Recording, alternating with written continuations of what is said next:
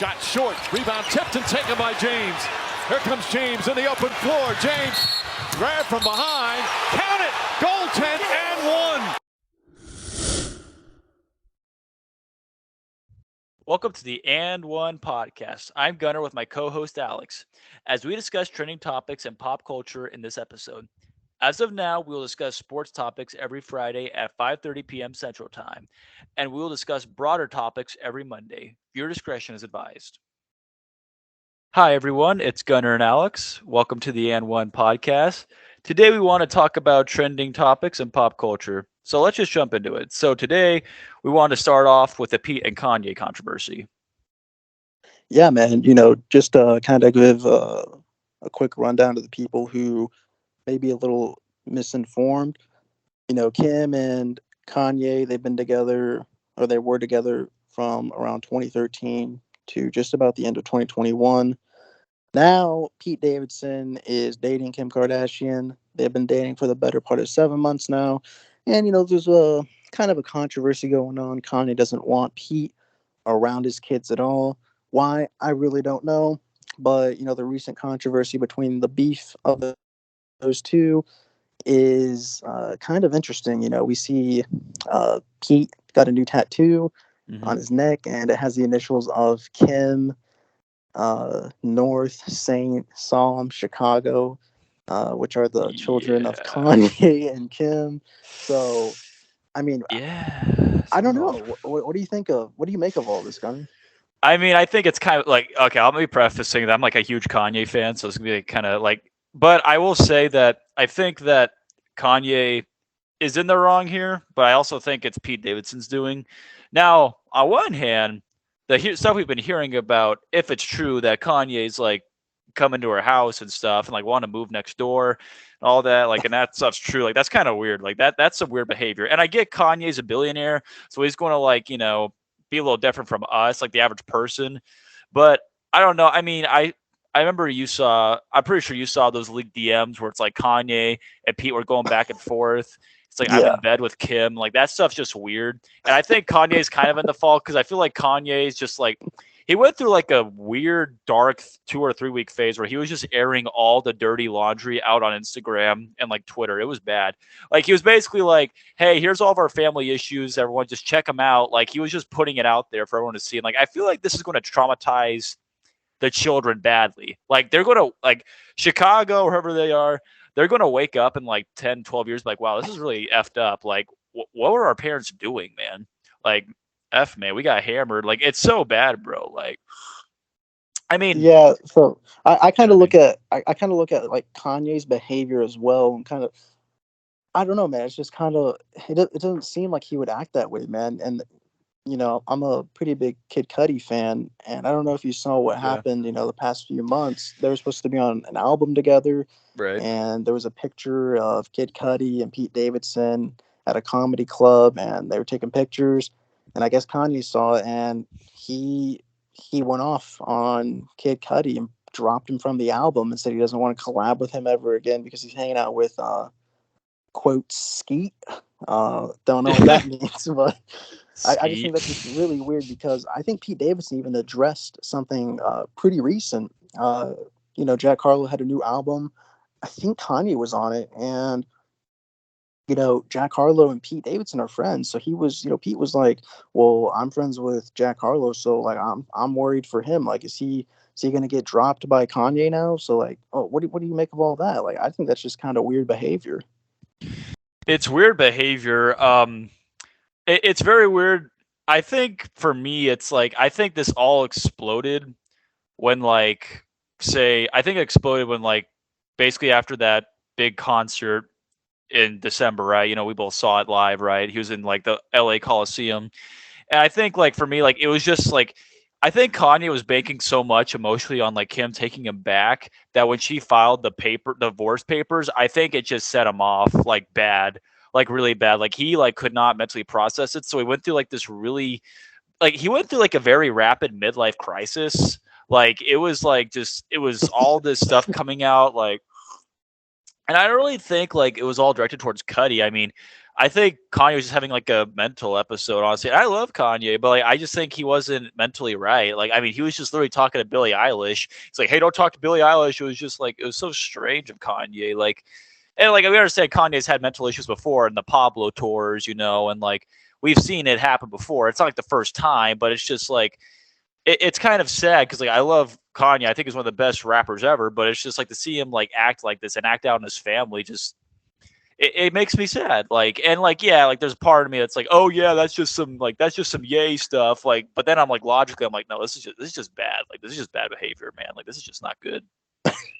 Yeah, I mean, and then you even look back when Pete direct message Kanye was trying to make things right. Right. Was trying to say, hey, let's just squash the beef. Let's go grab some coffee and let's make everything right. And then Kanye's just leaking DMs and telling him to go find God. I'm just like, Yeah. dude, you're not like helping yourself at all. Like, No. people think Kanye's crazy, man, right? Like, I never would have thought Kanye would act like this. I think Kanye makes some really good music, but I don't know. I don't know if this is like an act, if this is like a skit for like more publicity or what. Right. But I just can't like help but think he's making a fool of himself with all this. Yeah. See, that's the problem with like when you look at the Kardashians, you can't tell if like any of it's fabricated or like it's actually legit. Now, I think all the Kanye stuff is real. Like, I think Kanye's actually having these like mental issues, and he's a billionaire, so like everyone's going to see it.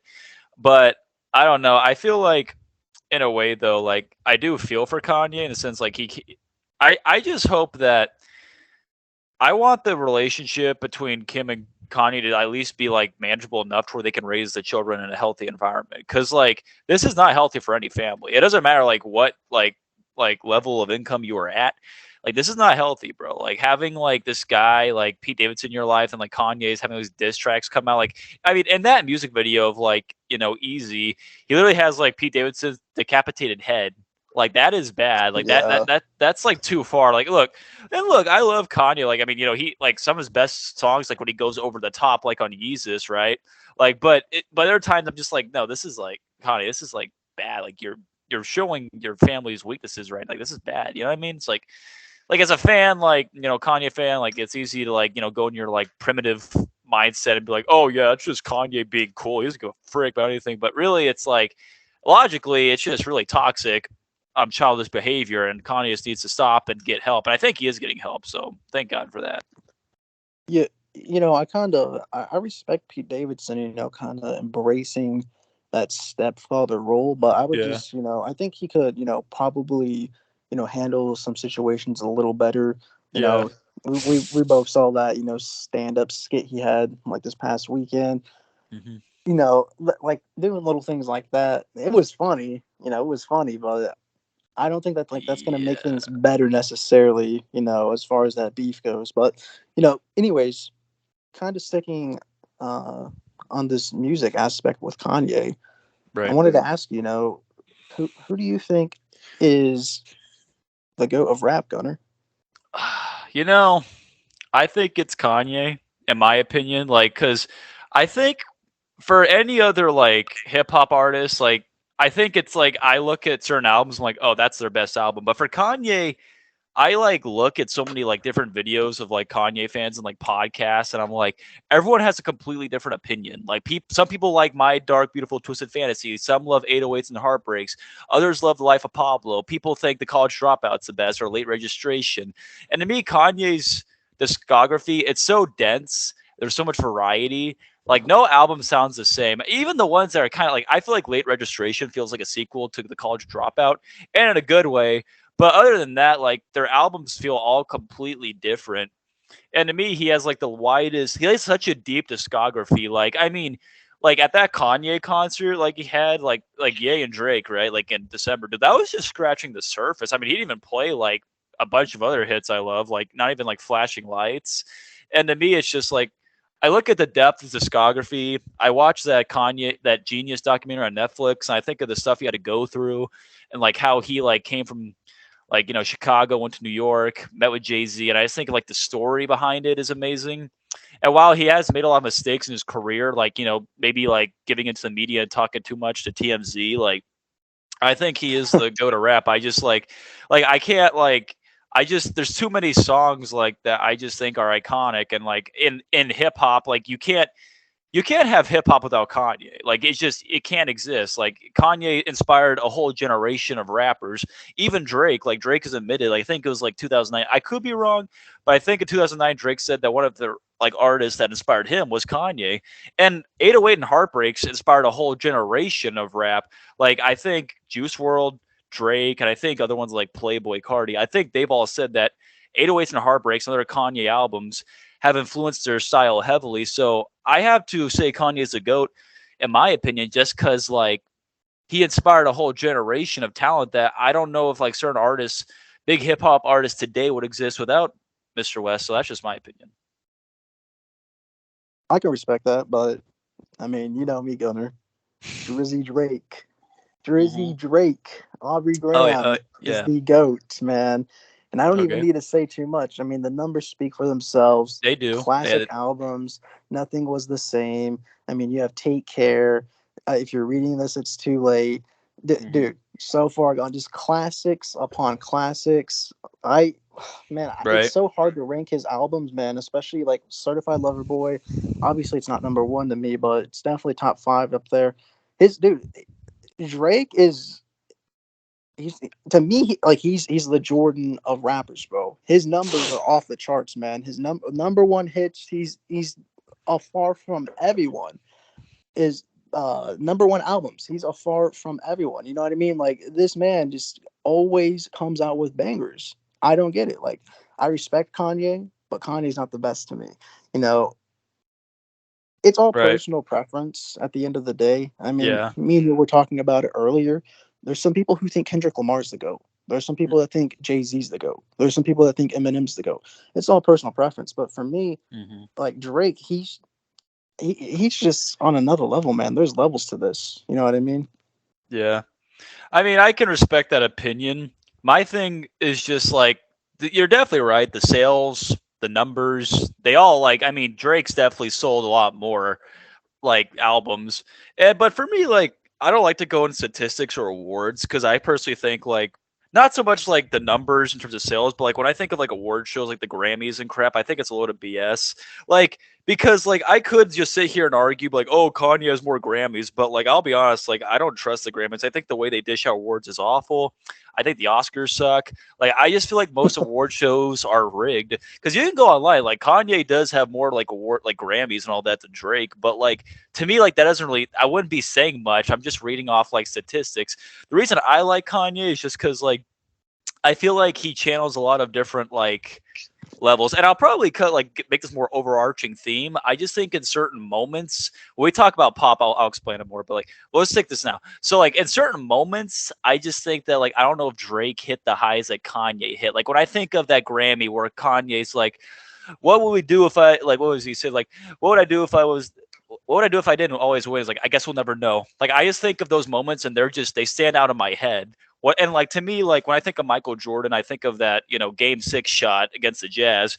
Where to me, I see Drake as more as like LeBron, the guy who like looked up to the mentor Michael Jordan. And while he has better stats and has definitely going to have a longer career, in my opinion, I just feel like at this point, it's like LeBron's just trying to catch Jordan in terms of sheer volume. He's trying to get more points, assists, and rebounds, and like trying to like just add stuff to the legacy. But to me, it's kind of like I don't know. I just feel like I don't know if like LeBron will ever match Jordan in the peak moments. Like, because like while I say I don't like talk about the GOAT debate. Okay, but basically, like to me, like let me say it like this: LeBron has. I always say this. I think LeBron has that block on Iguodala in Game 7. But MJ's got the game-winning steal and the game-winning shot in the closeout game in Game 6. So that's kind of the way I look at Kanye and Drake, in my opinion. And I respectfully disagree. But Mhm. just we can both have our own opinions.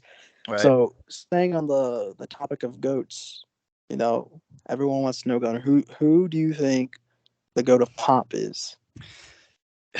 See, this is like I don't like these GOAT debates between like Kanye or Drake or my opinion. The two are actually I have three. My top three are Katy Perry, Rihanna, and Taylor Swift. in my opinion. But I don't like having these debates because let me just say, like, I think both artists are great. I think Drake, Kanye, Katy Perry, Taylor Swift, and Rihanna have like carved a place for them in this like music industry. But for me, you know me, I got to go Katy Perry, and let me explain why. It's kind of like what I explained with Michael Jordan. Like, yes, I think it's a very similar argument. Honestly, I think Drake, Taylor Swift, and Kanye and Katy Perry's careers mirror each other very closely, and even their rivalries do. So, like, for me, it's like I look back to like Katy Perry's and Taylor Swift's biggest moments, and to me, this is why I can't call Taylor Swift the GOAT. And like, I always hear like Taylor Swifties like argue with you this on this, but I gotta say, like, she hasn't been to a Super Bowl, and she hasn't like had that like career defining performance. Because look, when you look at the all time great artists, you think of Prince, right? You think of Queen, you think of Paul McCartney, you think of the Beatles. But what did they all do? I think the Beatles did. I know Paul McCartney did. Kendrick Lamar even did it. They all went to a Super Bowl and they gave a great performance, right? And to me, that's like the peak of any musician's career, is going to the Super Bowl and immortalizing yourself in American history, because that's the most watched event and the biggest performance you can put on. And to me, like, Katy Perry, you can look it up. Katy Perry to this day is the most watched Super Bowl even to this day. And like, the numbers speak for themselves. And like, even this Super Bowl with like Eminem and all those artists, they couldn't come up to her. So to me, it's like, I know like Taylor Swift has that whole like Coke sponsorship. She probably can't do it with Pepsi, but for me, it just seems like an excuse. Like, I just feel like that's like a moment that always stands out to me. I feel like that's still the best halftime ever. And also, Katy Perry is the only, some things I want to speak on. She's the only woman to have 5 number one hits on one album. 2 of the top 3 videos on YouTube in terms of views by women are Roar. It's Roar, 1, then 2 is Dark Horse, then 3 is Shake It Off. So Taylor Swift got in there, but you can't be the GOAT if you're third. I'm sorry. Like, that's just not good. Also, Katy Perry is a great judge on American Idol. Man, Great residencies. Hey, I would keep going. Like, hold on. Hey, let me finish. Hey, let me finish. Hold on. I'm going through it. All right, I'll explain. So, great live performer. Great, like an iconic performance. The Biden inauguration, that was freaking lit. She hit super highs. Like, she has, I think, 2 of the top 5 best-selling female eras in the U.S. history, or in the U.S. I don't know history. But I also, this is a big moment I look at. So Michael Jordan, he has the flu game, right? Like, where he was sick, but he still came out there and he performed. This is a moment that always sticks out to me with Katy Perry. So moments before a concert, I don't know if you ever heard this. So back in like, I think 2011, moments before a concert, I think of Brazil, somewhere like that, Russell Brand says, "Hey, Katy, it's over. I'm divorcing you." And then Katy has to live with that right before a concert. Now, much like Michael Jordan, she could have just stayed in bed, but she got up on that stage and she performed in the face of adversity. And she showed that even when she's sick, she's still the best in the world, just like MJ did in the flu game against Jazz back in '98. So for me, that's a really defining moment. And to think about how she fought through depression and suicide after Teenage Dream and came back from Roar, that's like what MJ went through when his father died, you know what I mean, after the divorce. So for me, Katy Perry, with like the comeback for Prism and the peak of her career at the Super Bowl, just makes her the GOAT in my mind. But that's my... How are you going to bring up numbers and what she did on videos and number one albums? When I did that for Drake, you're telling me, oh no, he's more like LeBron because he has the numbers. But now you're contradicting. No. But like, I'm just talking a specific category. Taylor Swift is the GOAT. You know what I'm saying? Man, right? So, musically, I like both of them. Right. Katy Perry's good. I do like her. Right. But vocally, man, I would have to go T Swift, man. Like, I personally prefer Taylor's sweet and airy voice over Katy's, dark, nasally and icy tone, right? Now, as a person, man, I don't know. They both had their, fair share of, controversy over the years, but dude, like, look at the numbers, bro.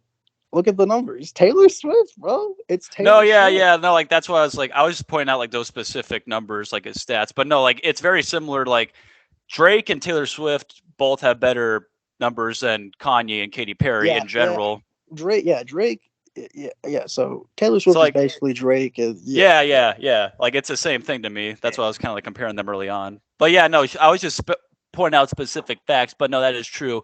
Statistically, I think that like Taylor Swift has like I'm pretty sure she has sold more. She also has Grammys, which I already told you I don't think the awards are like that big of an issue. Like, I mean, even though Kanye has all those Grammys, I feel like they're just rigged. So I really take them like I don't really think that's a good way to judge an artist. Like now numbers, like yeah, sales, streams, sure you can do that.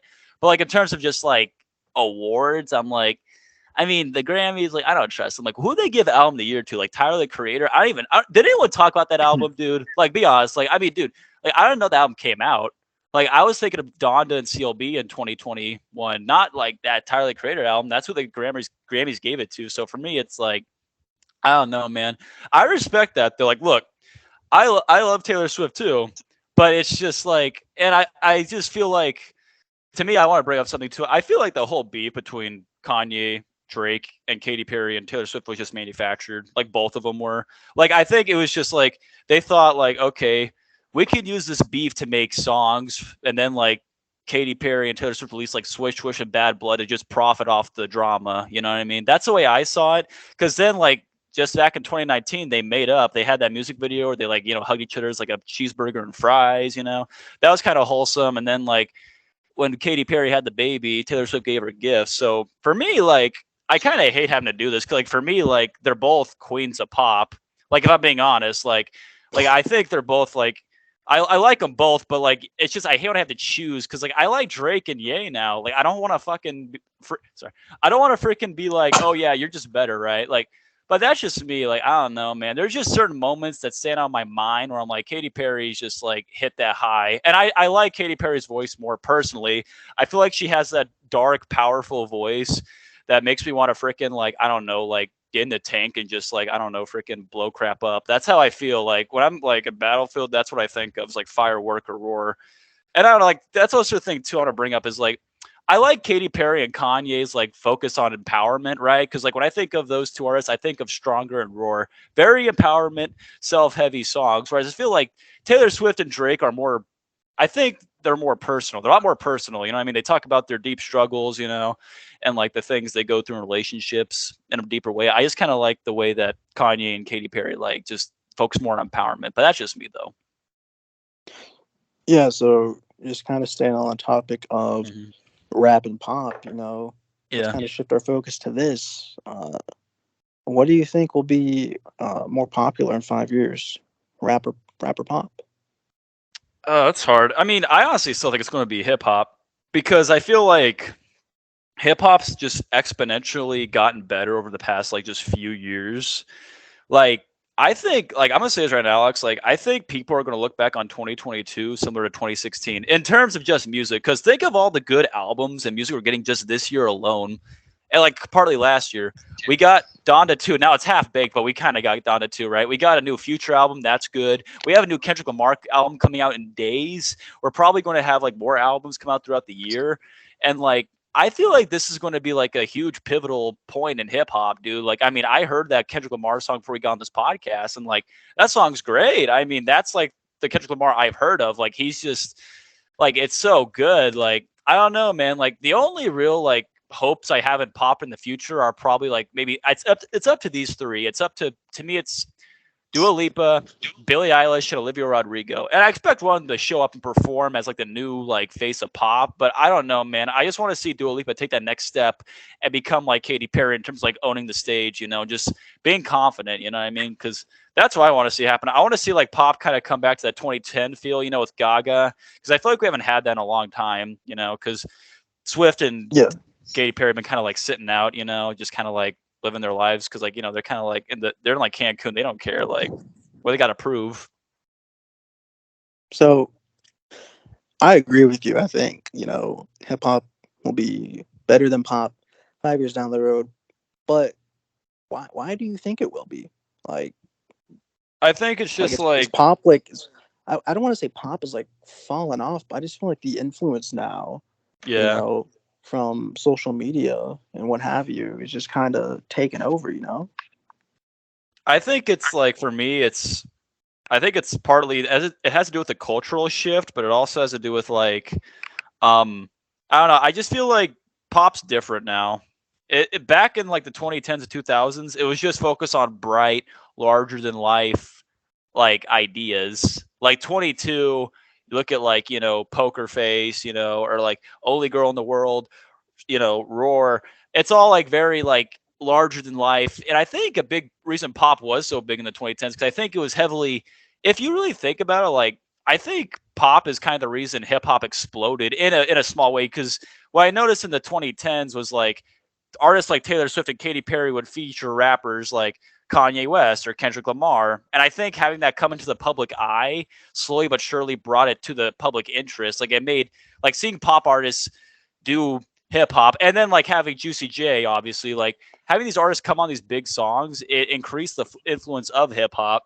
And I think for me, like a big influence of pop was EDM, like and other forms of music. And I feel like pop kind of hit its ceiling in 2017, in my opinion.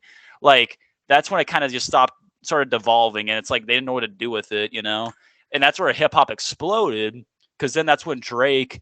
That's when I mean, well, Drake was already popular, but I feel like hip hop just took a huge jump, like after 2017, like with just huge hits like God's Plan and all that, Like, I mean, it was like Drake was already big, but I just feel like hip hop took a huge jump because of artists like Drake, and just like having them, pop just kind of hit a wall, in my opinion, and they don't really know to go from here.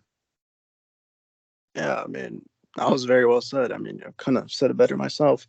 So, you know me, Gunnar. I'm pretty closed-minded with music. I don't have like a wide variety of genres that I listen to. Right. So my friend recommended me some music recently. Uh, it was a band called Greta Van Fleet, Right. and it's a rock band. The kind of, I guess it's more of like a '70s styles of rock. And I don't really listen to rock at all. Yeah, I've heard like some rock songs from time to time, but nothing too crazy. And she told me that they sound like Led Zeppelin. Now, when she told me that, I thought that was a person. So, boo me in the comments. I don't know who that is. I didn't know it was a band, Led Zeppelin. I guess they're like some famous rock band from the '70s or '60s. So, she showed me some songs, and dude, that lead singer's voice, dude, his voice is freaking crazy, man. Like Yeah, it's that unreal. guy can sing. So, I like instantly when I heard the song "Line My Love," that song was just like, dude, I was like instantly like, wow, like these guys are legit. Like I've never like really been into rock, but like, have I been missing out? Like, so I showed you a couple songs of theirs, and you know Led Zeppelin. I don't know Led Zeppelin. You Mhm. said that they do sound like Led Zeppelin. So what do you Yeah. make of all the controversy? I don't think it's a big deal that they sound like them, but obviously there's people that think that, they, sound like them. People say, they got influenced by them. People say they copy them. I think they sound amazing, and I don't know why people are making a big deal out of it. So like, at first I thought it was just kind of like there was like almost like a blatant ripoff, but like after hearing it again, I feel like for me it's like um so I don't think there's a problem with being inspired by artists. There's no problem with that. Like I mean, everyone draws inspiration from somewhere as an artist. It doesn't matter who you are, where you're from. Like when you create something like of that, like something artistic, you're going to borrow from someone or something. So for me, it's like it does sound similar, but I think they bring lifting it to again. I think they bring enough of their own character and vibe to it, especially on that one song. I think you should like one of their newer songs. It had its own flair to it, its own character. So I think that as long as you bring your own individualism to a song or a piece, it's fine. But you have to like make it your own, right? Because like I mean, look, obviously I watch a Yeah. little bit American Idol for obvious reasons, but they say like when you're like borrowing an artist's song, you have to make it your own. Whether it's like a huge hit like Sweet Caroline, or if it's like something just like a pop song, you have to. You can't just do it like how the artist did it. You have to find a way to make it work to your strengths. So I don't think it's a problem. They're inspired by it. In fact, I think it's a good thing. Yeah, I mean, it's I feel like it's always the people who are, in the comment section saying, "Man, why can't music be like it used to be?" and like everyone is saying, like, it kind of has that 70s rock vibe from back in the day, and all of a sudden people have an issue with it, saying, oh, they're ripping it off, or oh, they're stealing this. Like, dude, just enjoy greatness, man. I think the band is awesome. Yep. And like I said, I was never really into rock, but I'm excited to dive into their albums tomorrow. But kind of on the rock section, like, what is your opinion on rock? Are you a big rock music listener? See, like I've listened to classic rock. I've listened to like some of my parents' bands. Like my parents grew up listening to REO Speedwagon and the Eagles mainly. So I think for me it's like I don't think I've ever like listened to like a whole like rock album from like the Beatles, but like I do know a lot of their hits, like "Come Together," "Lion Eyes" from the Eagles, "Hotel California," "Keep on Loving You," "Can't Fight This Feeling." Like I know like the classic rock songs, but like I wouldn't say I'm like deeply, heavily invested in the genre. Like yeah, I'm like I think the two genres I'm the most interested in are like hip hop and pop in general. So it's a good genre, but I'm not like super Same. invested with it.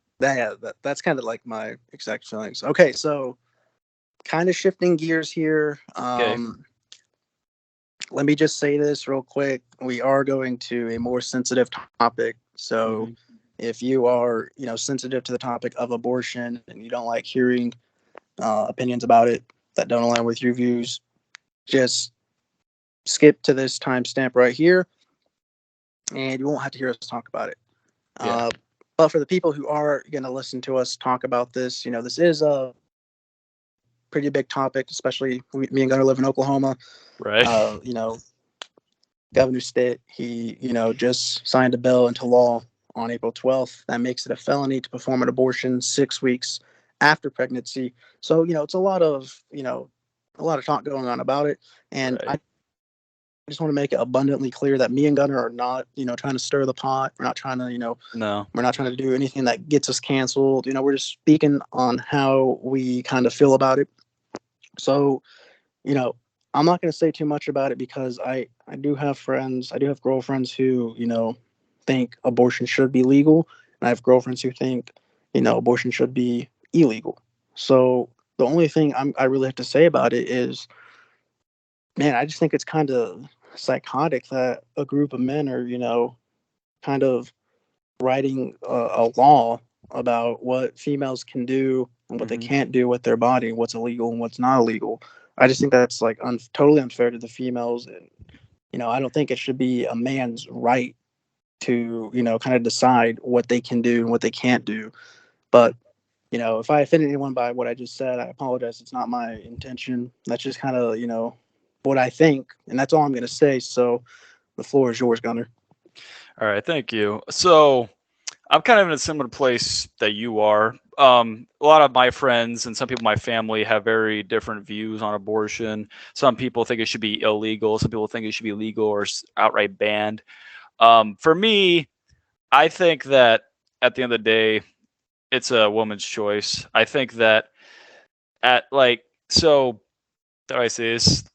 Um, yeah, men. A lot of these lawmakers are men, and they shouldn't have a topic over like these sort of. I mean, like have like a say in these kind of issues. I feel like this is like something for a woman to decide, and I feel like all these like lawmakers like sit like they shouldn't really be making these decisions, in my opinion. So yeah, I'm kind of in a similar place you are, and yeah, I don't think we should be. I think it should be a person's decision. If you're against abortion, then just don't do it, And like if you're for it, then just like let people have the right to make the decisions for themselves. Let them practice their beliefs, I guess. All right, so heading over to, I guess, another sensitive topic. I mean, man, what has been going on with Russia and Ukraine, Gunner? Like, I really haven't seen a lot, recently. It's just been kind of crazy that's still going on. Those Some of your family actually comes from Ukraine, so like, Yeah. what is your like thoughts on this situation?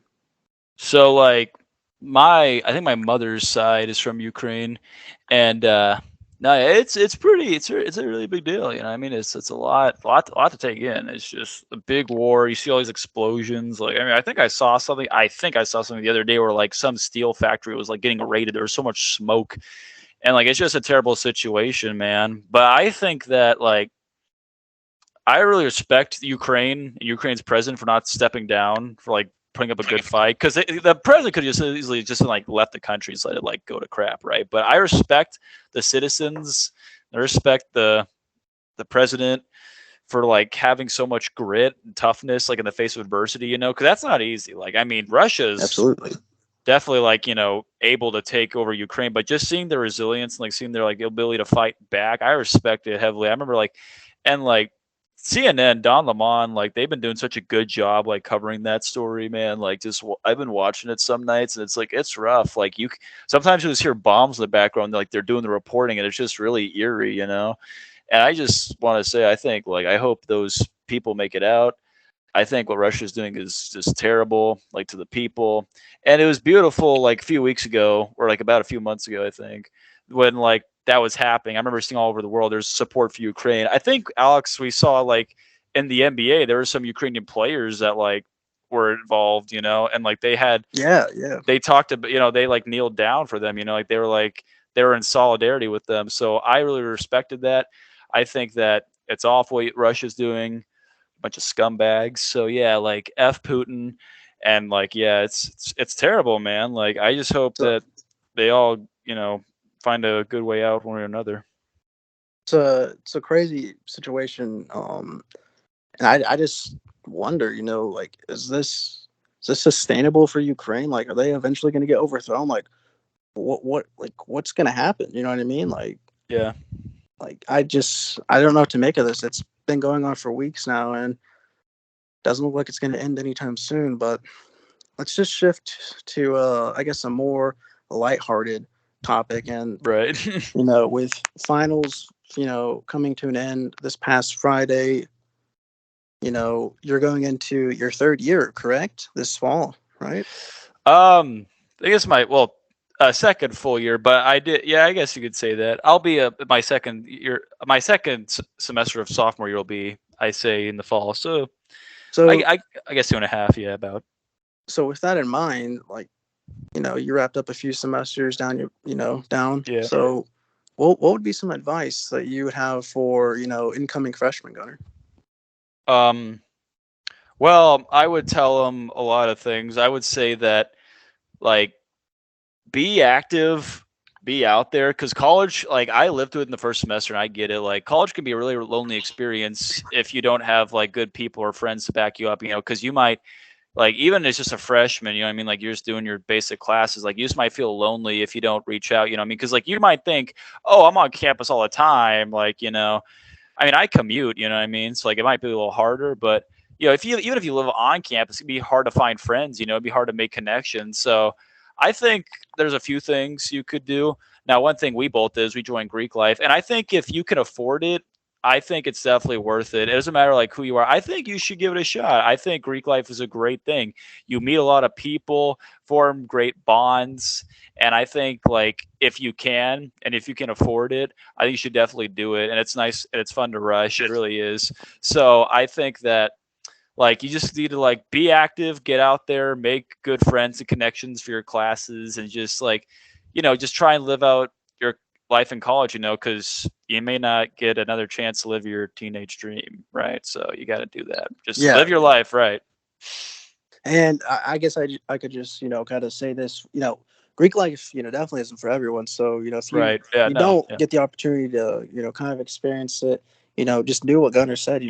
Make some connections. I would Making recommend those joining friendships. clubs. Yeah, join clubs. And if clubs aren't your thing, then you really have to just get out of your comfort zone in class Yep. and make study groups. Right, making study groups was very beneficial for me. I met some of my closest friends just by making study groups in college. Right, it can be very nerve-wracking and awkward because you don't know anyone. The first few weeks of class, but people are nice, man. You reach out and you ask them if they want to study with you. You ask them if you want to go grab some food after class or what have you. People are humans. They have feelings. So if you set a good first impression, you might have a great opportunity to go ahead and make a great group of friends. I agree, and also I think it's important you join the right clubs and organizations. like, because like maybe like say like a certain fraternity or sorority is not for you. It's important you join the right one for you. I think they're all great, but Yes. just you have to have the one that's right for because you're a Sigma and I'm a Kappa Sigma. There's things we like about our fraternities, and there's nothing wrong with that, But you have to find the right one for you because it's important you join the right organizations that fit you, form good groups. Because I agree, like some of the best friends I've bonds I've formed have been through study groups in class, and I've also met great people through the fraternity. So make sure you just join the one that's right for you and fits you. You know what I mean? Just work hard in your studies, Yeah. try your best, and like just try to live out college, man. Because like it's going to be like some of the best memories you'll ever have in your life. I mean, just live out the peak of your life in college if you can. I mean, don't peak in college because that's bad. But like, yeah, I mean, just like live the best life you can. Yeah, and listen, don't don't come to college with the mindset of you're already gonna have like friends on campus. That's so true. Especially for someone like me and Gunnar, we live in Tahlequah, right? So Right. I don't know, I can't speak for Gunnar personally, but I kind of came into NSU thinking like, oh, I don't need to make any friends. I've lived in Tahlequah my whole life. I've been on NSU's campus for many many years. Just after high school and stuff. I already know this place like I've been here before. But Hmm. that was a horrible attitude to come in with because my first semester I was just friends with a bunch of my high school friends. I wasn't really reaching out and making friends in college. I was just kind of hanging out with the people that I was friends with in high school. And a semester later, got people dropping out, got my friends, Hmm. transferring, saying it's not for them. And it'll amaze you, who drops out, who transfers, who does this, who does that. I had a friend, very smart guy, who I went to high school with, and he was on a full ride scholarship at NSU, and we had two classes together. And once finals week approached, he kind of just told me like, "Hey, I'm moving to Maine and I'm becoming a bartender." And I was kind Yeah. of just, shocked, like, wow, like why would he do this? But you gotta understand, like, college isn't for everyone. Hmm. And that kind of goes to another thing I want to talk about is don't go to college just for the quote unquote experience. You're just going to waste your time, and you're going to probably be in debt if you don't have a scholarship. So Yeah. don't come in with the wrong intentions. Come in with a good mindset. College isn't for everyone, but it is what you make it. Right.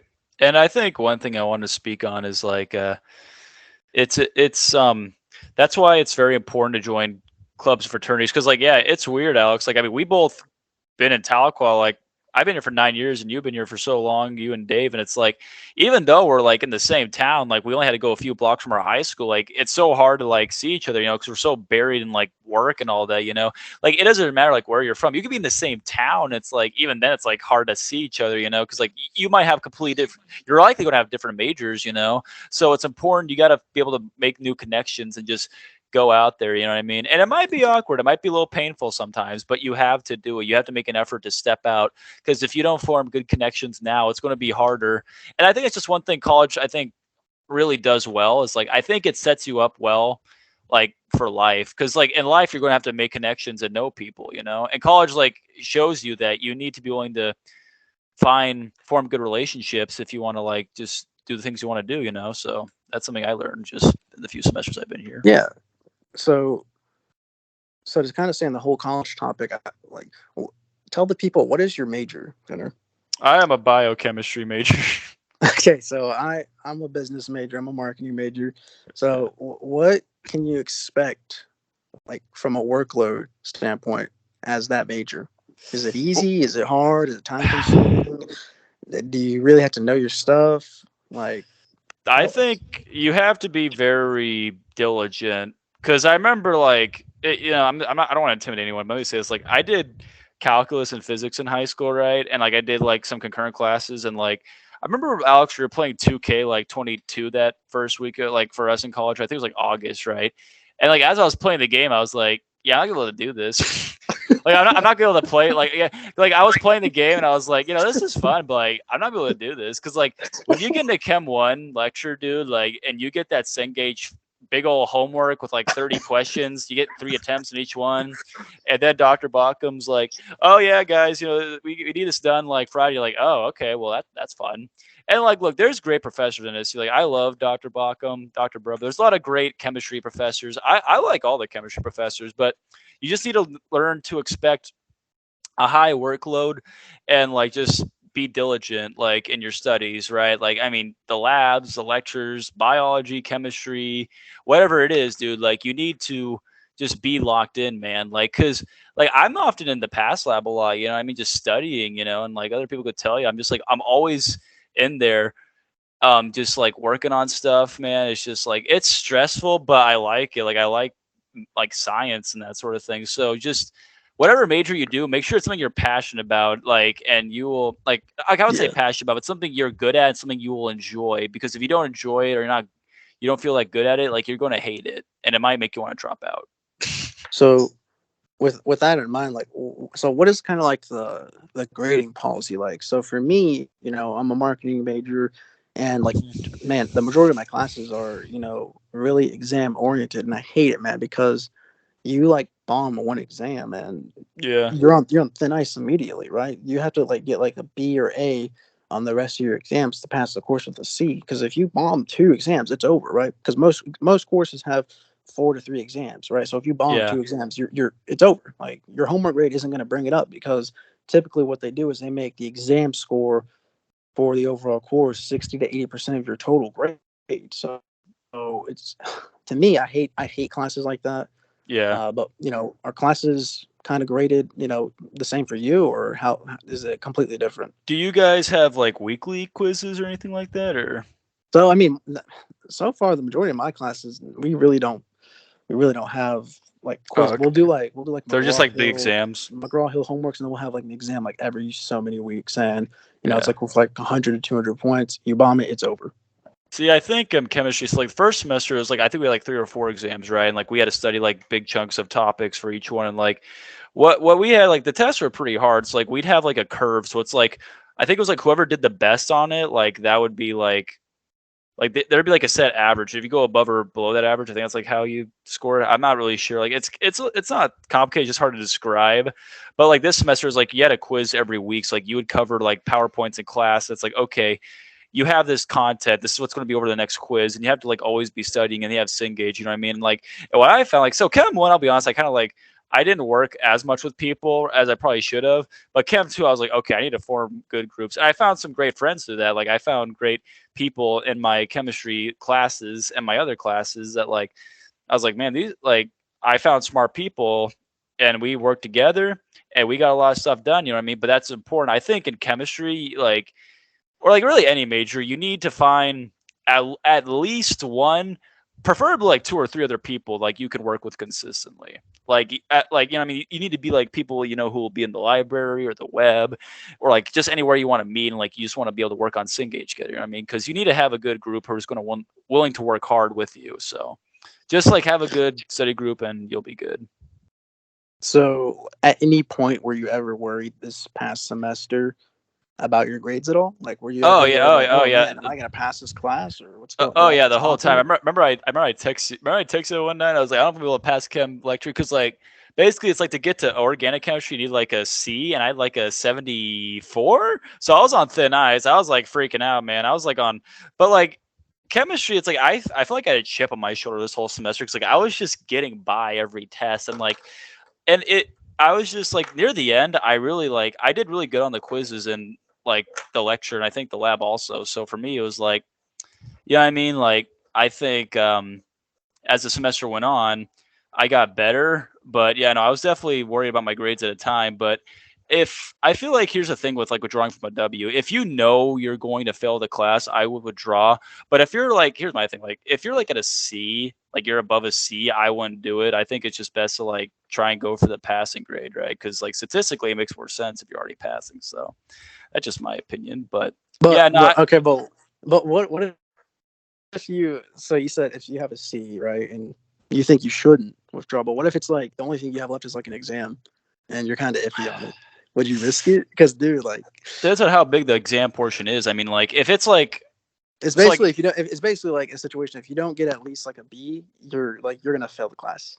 oh, I don't know. That's a little. That's hard. See, I haven't been in a situation like that because like usually like us, it's like we're graded differently. So like for us, it's like mainly like it's tests and quizzes that are like half the grade, then like the homework the other half, and like 10% is maybe like the final. So like it's not like as statistically like against you, I guess, in that sense. But like I feel like in chemistry, it's more about consistency. It's about consistently learning the work over the weeks and like being able to recite it. Like it's, I mean, not so much like a biology major. I think biology is different from chemistry as a major. What I found is like it's a lot of just brute memorization, like looking at flashcards, Quizlets, where chemistry is more about applying concepts. Like, yeah, so like that's just something I looked into. But no, yeah, like I mean, if it's like if you have like a C, 75%, but the final's like 10%, just do it. Like just go through it. But if the final is like half the grade and you have like a freaking D, then yeah, you drop that because like you're not gonna be able to get through that. I mean, that sounds bad. Actually, I don't know, man. I haven't been in that situation yet. That's unique. Like the finals half the grade. Geez, that's scary. Yeah, it's definitely risky. There was a yeah. So whenever I was Yeah, in accounting yeah, last be clutch. semester, yeah, I had a situation like that where I think I had a 72 or 73, and basically if I didn't get a B, then I was gonna fail the course. But luckily, I got an 86 on it and passed the course. But do you have any last closing thoughts or remarks about college so far? What do you Um, think of it? I think that I want to say this like to people like who feel like they might have missed out on high school. If you're going to college, you didn't. Like, I mean, like you look at like the stuff you can do in college. Like, in my opinion, I don't know how you feel about it. Like, I feel like when you go to college, man, you like see the stuff you can do. Like, it doesn't matter. Like, you didn't have the most social high school experience because I don't feel like I did. But like, you can really like just live that teenage dream, that life you wanted to live. Like, you thought, man, like in high school, I was going to be like super having fun all day. Like, you can live the life you thought of like in your 20s through college. Like, it doesn't like it's not like oh like for me, like I don't know, man. Like when I graduated high school, I was more happy than sad because like now I get to move on and learn stuff I want to learn about. You know what I mean? So I think it's important that you just like if you feel like you're missing opportunities in high school to like do the things you want to do that in college. You know what I mean? Because like you can live the childhood or that life you want to live through college, in my opinion. Yeah, so I mean, I think the thing I'll just close on with the college thing is go to class. Yeah, oh yeah, definitely go to class. Don't Not skip. it's not worth do not miss. Some Unless it's like a classes are blow pretty. off. Some classes, say like, oh, you have like 3 days you can miss, and everyone's like, oh, 3 days, like there's no way I'm gonna miss four. Trust me, if you miss 3 days, you're definitely gonna miss four. Yeah, oh yeah, Do no. not risk it because it's like people always say, well, I was able to wake up at 5 a.m. for high school for like so many years. It's like, dude, trust me. Once you get No, to it's not college, the it's same. completely different feeling. Completely different feeling. Yeah. Completely different workload. Do not do 8 or 9 a.m. class. Trust me, Yeah, you will not love it because you will skip I did class. that. I did that for calculus, and let me tell you, that's not fun. Like, okay, because like now I got lucky because I did like while I was a concurrent student in high school, like with a good professor. Um, if you're ever doing calculus one, dude, Dr. Buckles, he's a great guy. He's really funny. He's a cool guy.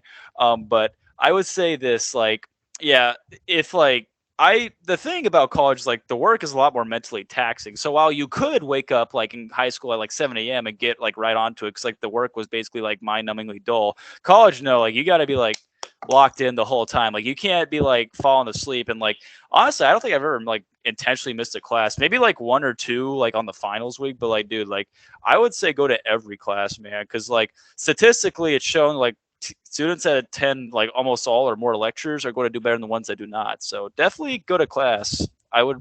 Dude, I mean, you not have only to. that either, but the whole grading aspect too. Some people don't even look in the syllabus. Like if you miss more than 2 days of Yep. class and it's unexcused absence, excuse me, then the professor has the right to just drop your grade. Which Also, I don't like that rule, but yeah. it's happened to me. So don't do it. Also, like read the syllabus. Like, do not Yeah, skip yeah, that yeah. because like I remember I did this. Like I was in like American. I think it was American government, and like I like missed like certain parts of syllabus. Like, oh crap, and like I had to like recoup. Like, read that thing thoroughly. Do not like just skim it.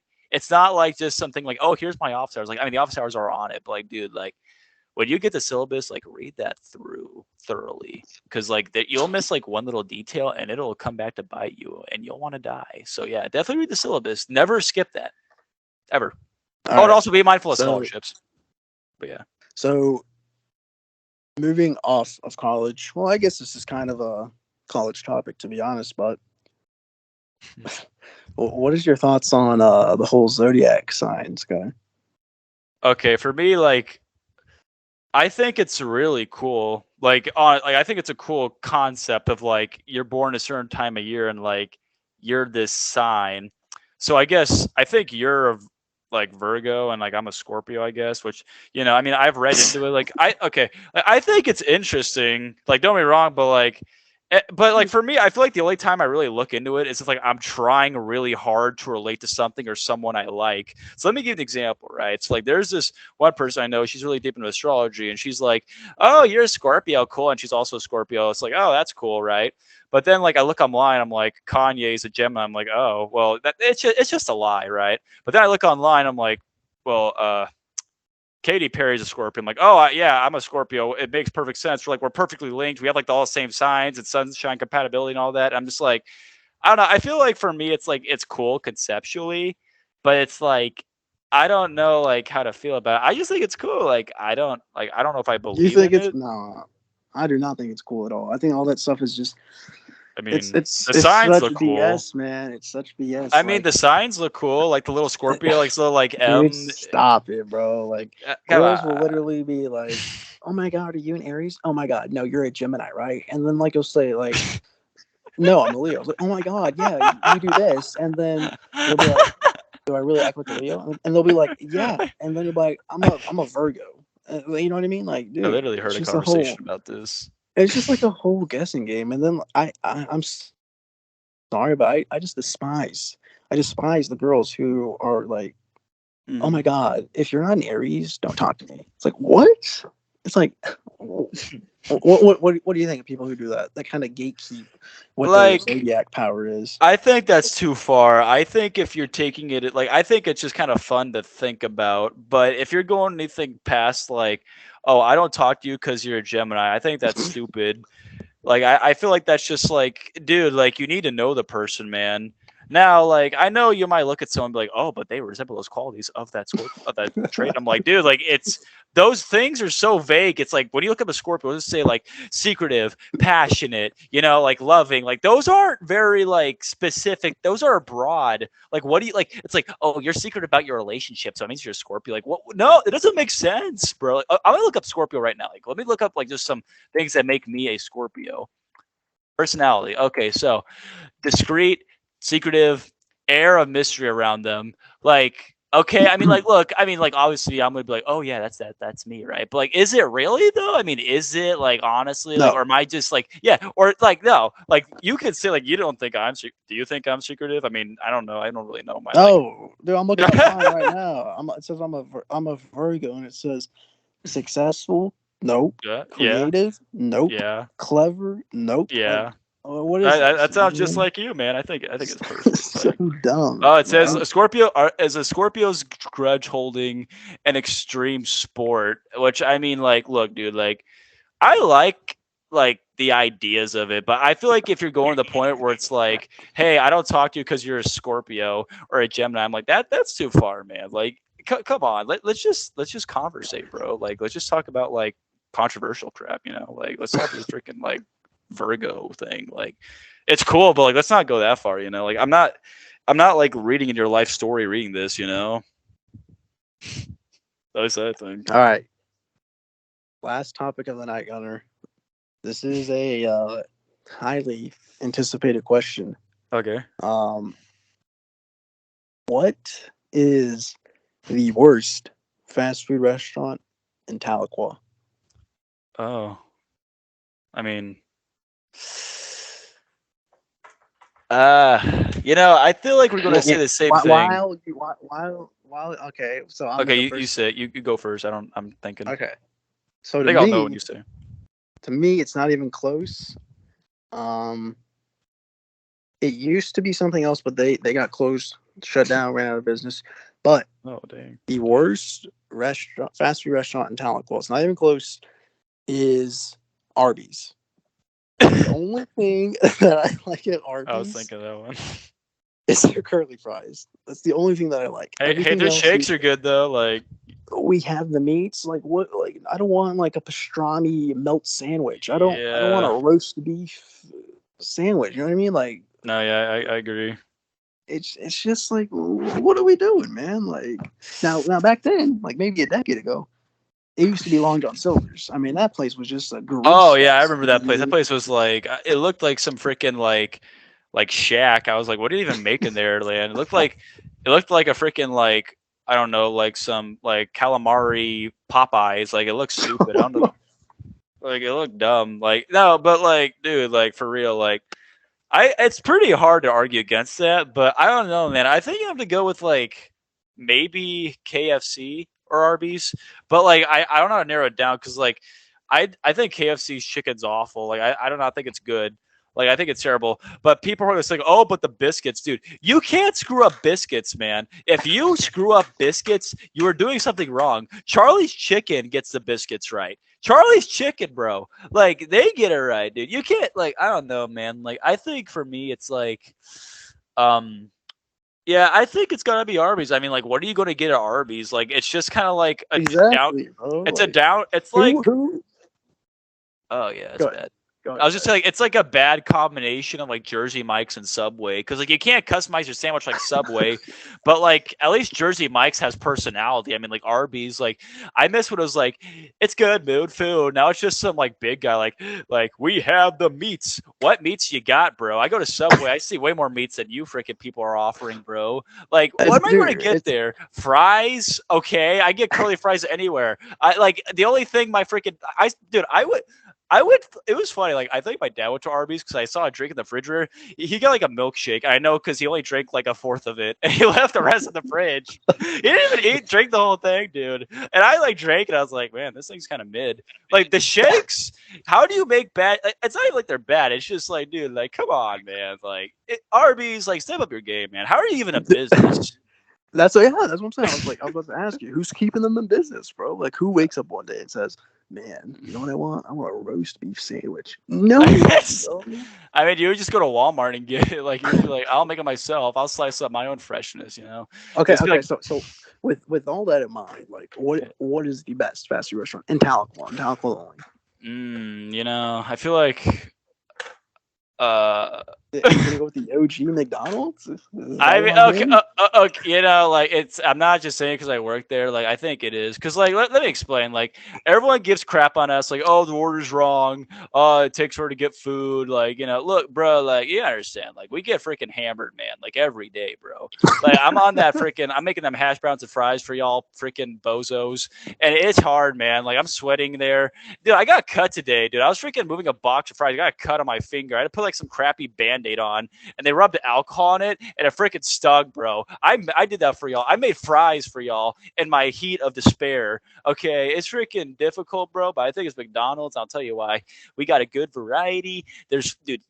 I don't know if y'all use that app, but y'all ever use that mobile app from McDonald's? Like, I don't know if you use that. It's trash. It's trash. What? No, hey, there's good stuff. What are you talking about? Like, there's awards on there, dude. You can get like freaking like a free sandwich on there, dude. Every time I try to order on the McDonald's app, and like it says pull up to like stall 4, and I pull up and like it doesn't load. It says please come in. Oh no, not that. I'm talking about like the coupons. Like I never use that. Like the coupons aren't bad. Like I mean, I'm talking about like when you. I never actually did that, to be honest with you. Like I don't know how that works. But like I like so.